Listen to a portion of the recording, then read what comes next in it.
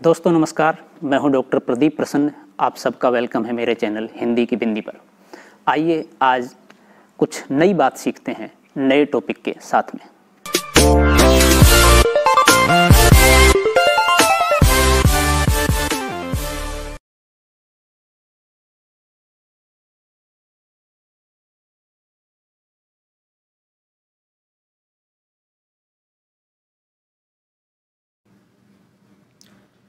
विद्यार्थियों, आज की वीडियो हम बना रहे हैं कक्षा 12 की हिंदी की पाठ्यपुस्तक अंतरा के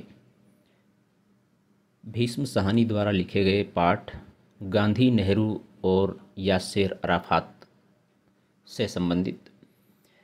मूलतः गांधी, नेहरू और यासेर अराफात भीष्म साहनी द्वारा लिखी गई उनकी आत्मकथा आज के अतीत का एक अंश है। तो इस अंश को हम पढ़ेंगे, वाचन करेंगे और उसके अर्थ और भाव को स्पष्ट करते हुए चलते रहेंगे। उससे पहले हम लेखक का परिचय संक्षिप्त रूप में पढ़ लेते हैं, उसके बाद पाठ पढ़ेंगे। तो वीडियो प्रारंभ करने से पहले आप सबसे निवेदन है, यदि आपने हिंदी की बिंदी चैनल को अभी तक सब्सक्राइब नहीं किया है तो प्लीज़ उसे सब्सक्राइब जरूर करें, बेल आइकन को जरूर दबाएं ताकि कोई वीडियो आप मिस ना कर पाएँ। आइए शुरू करते हैं आज की वीडियो। भीष्म साहनी, जन्म 1915 में और देहांत 2003 में। भीष्म साहनी का जन्म रावलपिंडी जो पाकिस्तान में है उसमें हुआ। उनकी प्रारंभिक शिक्षा घर में ही हुई। इन्होंने उर्दू और अंग्रेज़ी का अध्ययन स्कूल में किया। गवर्नमेंट कॉलेज लाहौर से आपने अंग्रेज़ी साहित्य में एमए किया। तदुपरांत पंजाब विश्वविद्यालय से पीएचडी की उपाधि की, यानी कि अपने समय में काफ़ी शिक्षा इन्होंने अर्जित की।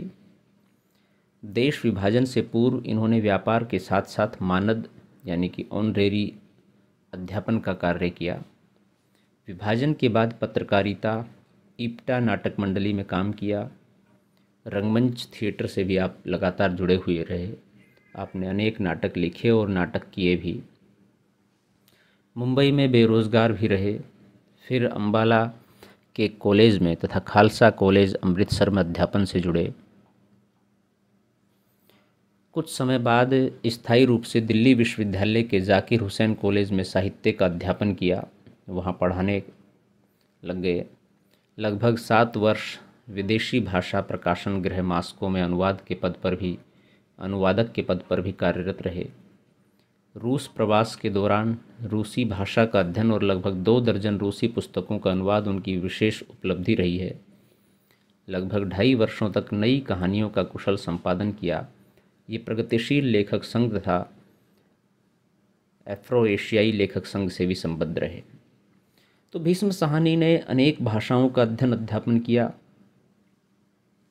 रूसी भाषा उन्होंने सीखी, उस समय कई महत्वपूर्ण कृतियों का अनुवाद किया और अपने अध्ययन कार्य के बाद उन्होंने काफ़ी संघर्ष भरा जीवन भी जिया। कुछ समय बेरोज़गार रहे। मुंबई में फिल्मों में काम करने के प्रयास से भी वो गए लेखन के दृष्टिकोण से, और अंत में दिल्ली विश्वविद्यालय के जाकिर हुसैन कॉलेज में साहित्य का अध्यापन कराने लगे। कहानी, नाटक, निबंध, इन सब विधाओं में, उपन्यास, इन सब विधाओं में आपने बड़ा ही महत्वपूर्ण साहित्य सृजित किया है। उनकी प्रमुख कृतियों में भाग्य रेखा पहला पाठ, भटकती राख, पटरियाँ, वांगचू, शोभा यात्रा, निशाचर, पाली डायन, ये सब कहानी संग्रह हैं। इनमें बहुत ही महत्वपूर्ण कहानियाँ आपकी संग्रहित हैं। और इसके अलावा यदि उपन्यासों की बात करें तो झरोखे, कड़िया, तमस, बसंती, मयादास की बाढ़ी, कुंतो, नीलू, नीलिमा, नीलोफर, ये आपके उपन्यास है। उपन्यास भी काफ़ी प्रसिद्ध और चर्चित रहे हैं। माधवी, हानूश, कबीरा खाड़ा बाजार में और मुआवजे आपके बहुत ही चर्चित, प्रसिद्ध और नाटक हैं। हानूश और कबीरा खड़ा बाजार में नाटकों की वजह से आपको अलग प्रसिद्धि मिली और कबीर को अलग रूप में प्रस्थापित करने का कार्य आपने कबीरा खड़ा बाजार में नाटक के माध्यम से किया। गुलेल का खेल, बालोपयोगी कहानियाँ हैं। तो ये महत्वपूर्ण रचनाएं आपकी हैं। तमस उपन्यास के लिए उन्हें साहित्य अकादमी पुरस्कार से सम्मानित किया गया। तमस उपन्यास वास्तव में अपने आप में एक विशिष्ट उपन्यास के रूप में जाना जाता है और आपकी एक महत्वपूर्ण कृति है जिसकी वजह से आपकी एक विशिष्ट पहचान बनी। उनके साहित्यिक अवदान के लिए हिंदी अकादमी दिल्ली ने उन्हें शलाका सम्मान से सम्मानित किया। उनकी भाषा में उर्दू शब्दों का प्रयोग विषय को आत्मीयता प्रदान करता है। चूँकि उनका जन्म तत्कालीन समय के पाकिस्तान में वहाँ पर हुआ तो उर्दू का प्रभाव बहुत अधिक उनकी रचनाओं में, उनकी भाषा में दिखाई देता है और वो एक अलग तरह का प्रभाव है जिसमें एक अलग तरह की आत्मीयता प्रदर्शित होती है। ये उनकी विशिष्टता रही। उनकी भाषा शैली में पंजाबी भाषा की सौंधी महक भी महसूस की जा सकती है। साहनी जी छोटे छोटे वाक्यों का प्रयोग करके विषय को प्रभावी एवं रोचक बना देते हैं। संवादों का प्रयोग वर्णन में ताजगी ला देता है। तो ये भीष्म साहनी के लेखकीय परिचय के बारे में हमने संक्षिप्त रूप में पढ़ा। अब हम जो ये पाठ पढ़ने वाले हैं, आज के अतीत जो उनकी मूल आत्मकथा है उसका एक अंश है गांधी, नेहरू और यासेर अराफात। उसके बारे में जान लेते हैं। गांधी, नेहरू और यासेर अराफात उनकी आत्मकथा आज के अतीत का एक अंश है जो कि एक संस्मरण है। इसमें लेखक ने किशोरावस्था से प्रौढ़ावस्था तक के अपने अनुभवों को स्मृति के आधार पर शब्दबद्ध किया है। सेवाग्राम में गांधी जी का सानिध्य, कश्मीर में जवाहरलाल नेहरू का साथ तथा फिलिस्तीन में यासेर अराफात के साथ व्यतीत किए गए चंद क्षणों को भीष्म साहनी ने प्रभावशाली शब्द चित्रों के माध्यम से प्रस्तुत किया है। प्रस्तुत संस्मरण अत्यंत रोचक, सरस एवं पठनीय बन पड़ा है क्योंकि भीष्म साहनी ने अपने रोचक अनुभवों को बीच बीच में जोड़ दिया है। इस पाठ के माध्यम से रचनाकार के व्यक्तित्व के अतिरिक्त राष्ट्रीयता, देश प्रेम और अंतर्राष्ट्रीय मैत्री जैसे मुद्दे भी पाठक के सामने उजागर हो जाते हैं।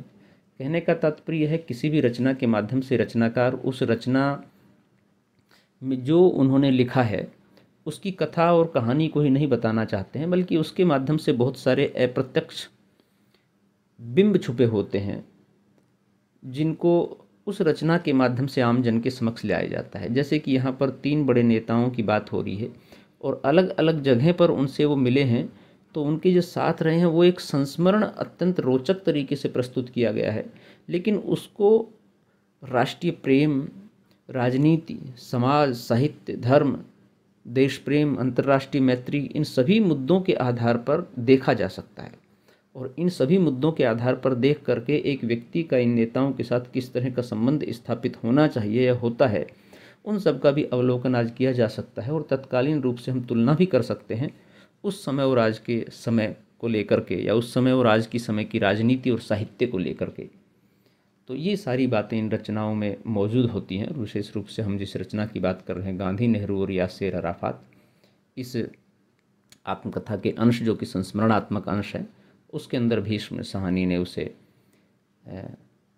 उकेरा है। तो विद्यार्थियों, इसके बाद हम पूरे पाठ का वाचन शुरू करेंगे। ये वीडियो हम यहीं तक रखते हैं। इसमें पाठ का और लेखक का दोनों का परिचय संक्षिप्त रूप में करा दिया है। शेष पाठ का अध्ययन हम नेक्स्ट वीडियो में करेंगे। आशा करते हैं कि आपने वीडियो पूरी देखी होगी, इससे आप लाभान्वित होंगे। यदि वीडियो अच्छी लगी हो तो इसे लाइक कीजिए, शेयर कीजिए, कमेंट्स कीजिए और चैनल को सब्सक्राइब करना न भूलें। आपके मन में कोई सवाल हो, कोई जिज्ञासा हो, कोई प्रश्न हो तो आप पूछ सकते हैं। कमेंट्स के माध्यम से हम उसका समाधान करने का प्रयास करेंगे। आज के लिए इतना ही। नेक्स्ट वीडियो में नेक्स्ट टॉपिक के साथ फिर मिलते हैं। तब तक के लिए शुक्रिया। नमस्कार।